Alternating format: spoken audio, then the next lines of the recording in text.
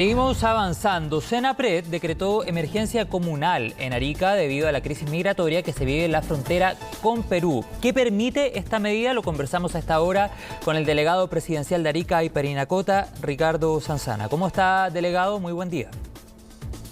Hola, ¿qué tal? ¿Cómo estás? Muy buen día. Muy buen día. Muchas gracias, delegado, por su tiempo. Lo decíamos en la presentación, se decreta esta medida de emergencia comunal. En concreto, para que se entienda, ¿qué permite, qué posibilita el decreto de esta medida?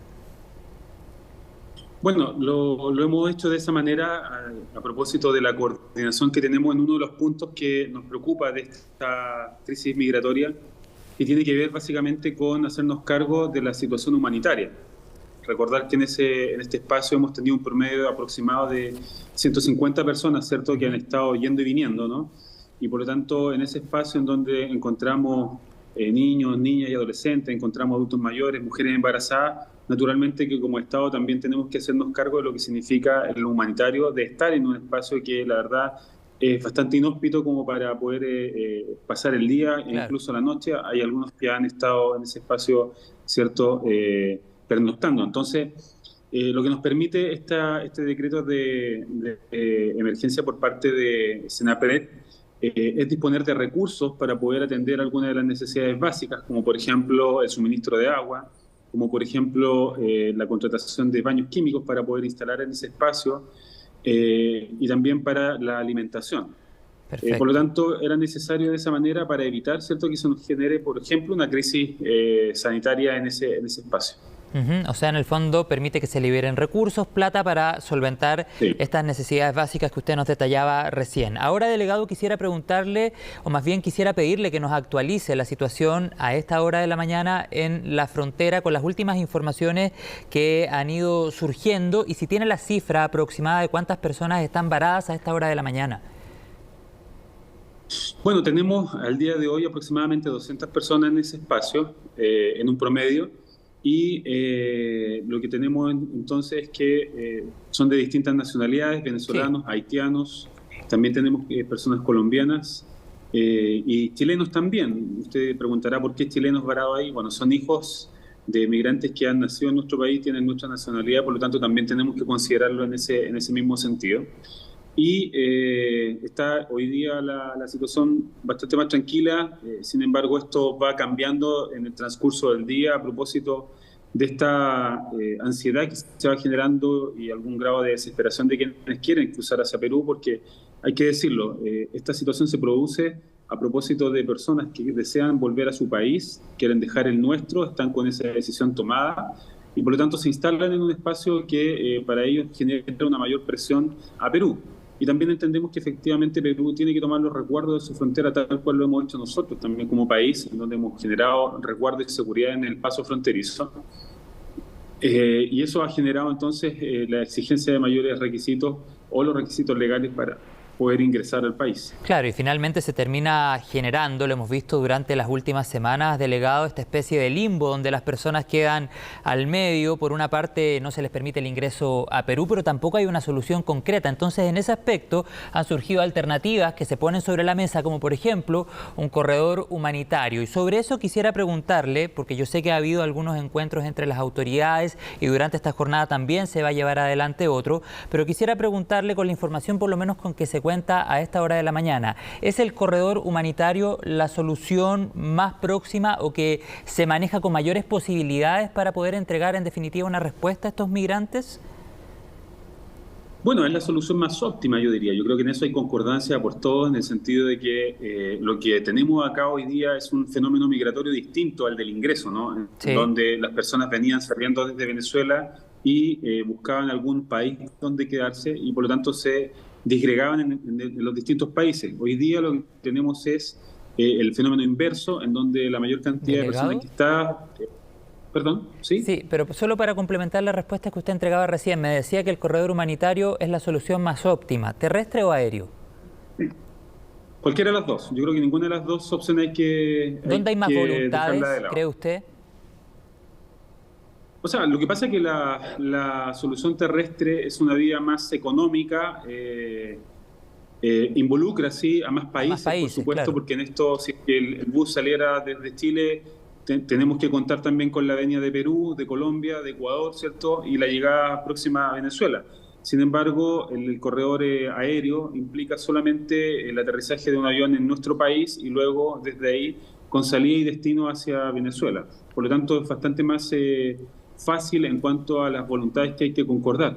Pero no me cabe ninguna duda que desde los esfuerzos que se están haciendo en nuestra Cancillería, cualquiera de las dos opciones a nosotros nos vendría bastante bien en términos de lo que significa asegurar un traslado, ¿cierto?, seguro y digno también para quienes quieren dejar el país. Esa es la solución. Claro. ¿Y usted considera, delegado, que ese avión, si es que finalmente fuera un corredor humanitario vía aérea, debe ser de origen venezolano?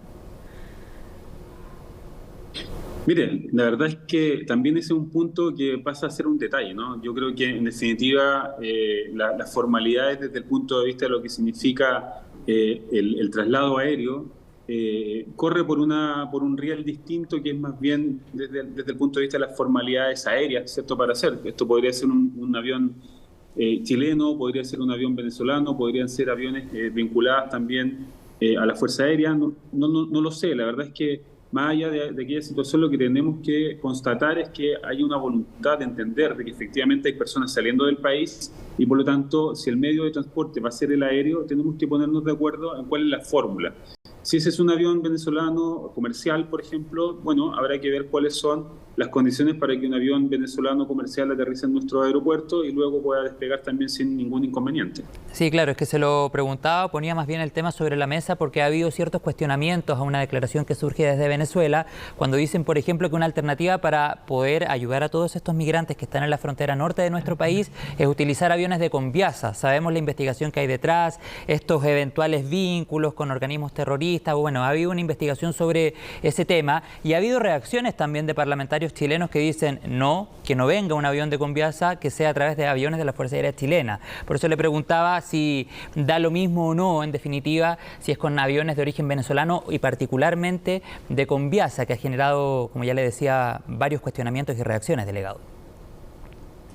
No, por supuesto, o sea, todas las prevenciones que tengan que ver con el medio de transporte, porque esto también podría ocurrir a nivel terrestre. ¿Sí? Lo que importa, insisto, es que entendamos cuál es el fenómeno que tenemos que atender, cuál es la necesidad y también, por supuesto, resguardar lo que significan nuestros intereses también territoriales. Y en ese sentido, como lo dijo el subsecretario Monsalve, el control de la seguridad en nuestro país lo tenemos nosotros y, por lo tanto, desde ahí también las reglas en ese sentido tienen que ser respetadas como corresponde a un país soberano. Si aquí hay prohibiciones y hay otras situaciones que resolver, naturalmente la Cancillería está facultada para que ello tiene las condiciones y las capacidades necesarias para que se resuelva una dinámica de ese tipo. Lo importante, insisto, es que si es que hay un acuerdo en que es un medio aéreo, que sea el que efectivamente pueda aterrizar en nuestras pistas y luego pueda despegar sin inconveniente. Delegado, ¿cómo ha sido el trabajo con las autoridades peruanas? Porque lo cierto es que durante las últimas semanas, particularmente durante las últimas 2 o 3 semanas, esta información ha estado más en la palestra, esta crisis ha intensificado, ha llegado, usted lo decía al comienzo de la entrevista, un mayor número de personas a la frontera norte de nuestro país, frontera sur de Perú, ahí a la línea de la Concordia. Pero ¿cómo ha sido el trabajo con las autoridades peruanas? ¿Ha habido un trabajo constante, por ejemplo, tiempo atrás? Porque esta es una crisis migratoria que no es de 3 semanas, que se ha intensificado ahora, pero esta situación viene hace rato. Entonces, lo que yo le quiero preguntar es si ha habido un trabajo conjunto, un trabajo colaborativo entre autoridades chilenas del territorio. Por ejemplo, usted está en la ciudad de Arica, en la región de Arica y Parinacota, con autoridades peruanas. ¿Ha habido un trabajo conjunto antes? O sea, siempre se han mantenido las mejores relaciones con Perú. Aquí no hay que olvidar que lo que significa el paso fronterizo entre Arica y Tacna es un paso de 7 millones de personas que anualmente lo hacían prepandemia. Por lo tanto, eso nos pone en una obligación de mantener las buenas relaciones con Perú y siempre ha sido así. Hoy día no es la excepción. Pero además, más allá de buenas relaciones, una coordinación previa, ¿existía un trabajo conjunto, delegado?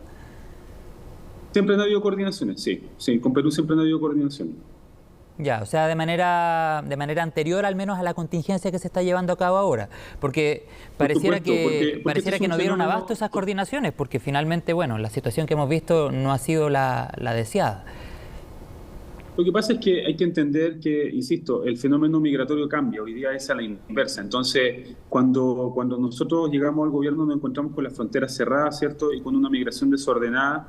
y que no sabíamos quiénes estaban ingresando a nuestro país. Hoy día tenemos el control total de aquello en las fronteras y nos toca entonces, desde esa buena respuesta, ¿cierto?, que implicó que incluso haya días en donde haya cero ingreso a nuestro país, en donde hayamos tenido casi 8.000 pasos impedidos en estos últimos 60 días, también nos toca entonces hoy día hacernos cargo de la inversa del fenómeno que es el traslado de las personas por distintos países. Entonces, en ese sentido, lo que nosotros tenemos que hoy día recalcar es que efectivamente tenemos las mejores relaciones con nuestro vecino país, con Perú. Las coordinaciones probablemente hoy día, como usted dice, hayan quedado cortas frente al fenómeno migratorio de inversa, pero para eso estamos, ¿cierto?, nosotros las autoridades, para ponernos de acuerdo, ir generando soluciones, porque en definitiva esta es una situación en donde se genera por más de 7 millones de migrantes venezolanos que salen de su país y que nos toca a nosotros, los países receptores, poder generar las condiciones también. Y en eso, insisto, el diálogo siempre ha sido muy amplio y las coordinaciones también de primer nivel. Hoy día las cancillerías están trabajando fuertemente en aquello y lo hacemos con este lazo de hermandad que nos toca también constantemente con nuestro vecino y hermano país de Perú. Claro, bueno, y me imagino, yo usted decía, las coordinaciones se han quedado cortas, me imagino se sacan lecciones de esto, por supuesto, para adelante evitar una situación de estas características que tiene mucho de crisis humanitaria también, lo hemos conversado constantemente, nunca perder de vista aquello. Lo último, delegado, porque estamos en el tiempo, quisiera preguntarle, en base al análisis que usted hace estando en el territorio y por supuesto conociendo cada vez mayores antecedentes sobre este tema, ¿qué rol cree le cabe a Venezuela en toda esta historia? Porque hemos hablado de la situación, por ejemplo, que se vive en nuestro país, en Perú, las coordinaciones, Ecuador, Colombia, un eventual corredor humanitario, pero ¿qué rol cree usted le cabe a Venezuela en toda esta historia para poder encontrar una solución?